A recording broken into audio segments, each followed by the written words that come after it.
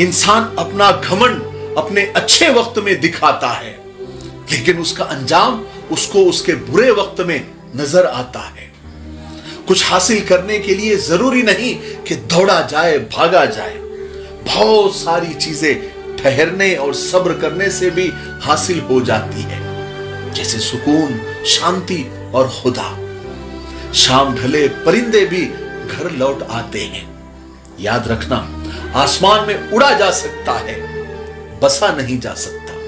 इसलिए अपने मिजाज को, अपनी तबीयत को जमीन से जोड़े रखो। बात समझ में आई?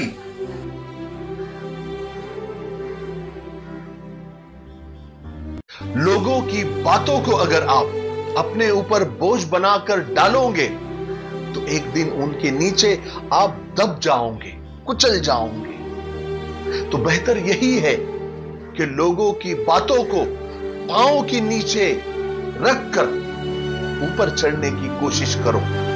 यकीनन आप एक दिन ऊंचाई पर पहुंच जाओगे। यह मेरा अपना तजुर्बा है। बात समझ में आई?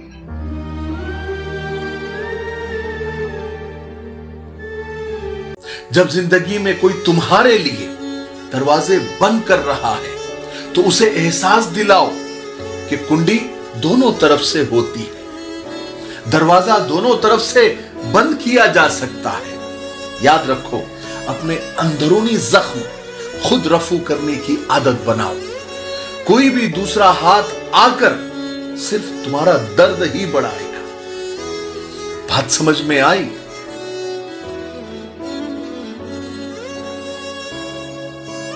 मंडी में बेऐब जानवर ढूंढते वक्त अपनी बेऐब कमाई का भी ख्याल रखें।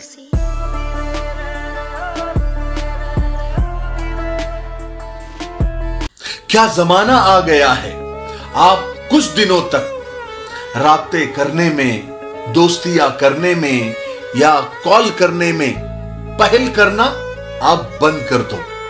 तब आपको मालूम हो जाएगा कि आप कितने मुर्दा पौधों को कितने दिनों से पानी दे रहे थे।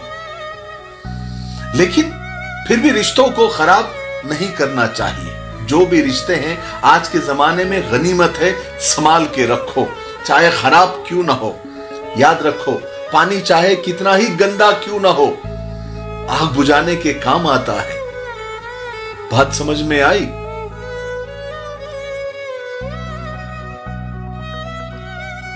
आप हवाई जहाज में बेफिक्र होकर बैठते हैं, जबकि आप पायलट को जानते तक नहीं। आप पानी के जहाज में बेफिक्र होकर सफर करते हैं, जबकि आप कैप्टन को जानते तक नहीं।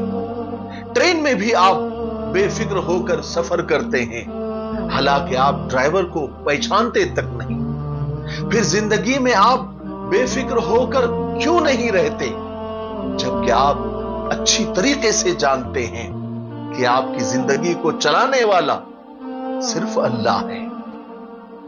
बात सोचने वाली है।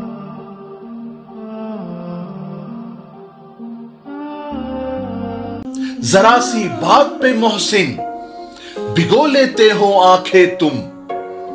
सुनो, ऐसा नहीं करते, जमाना बेच खाएगा।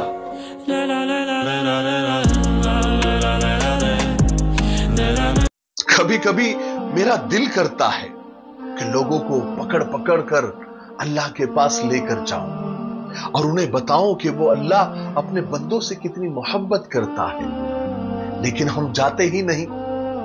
वो अल्लाह कह रहा है कि मुझसे मांगो तो सही, मगर हम मांगते ही नहीं।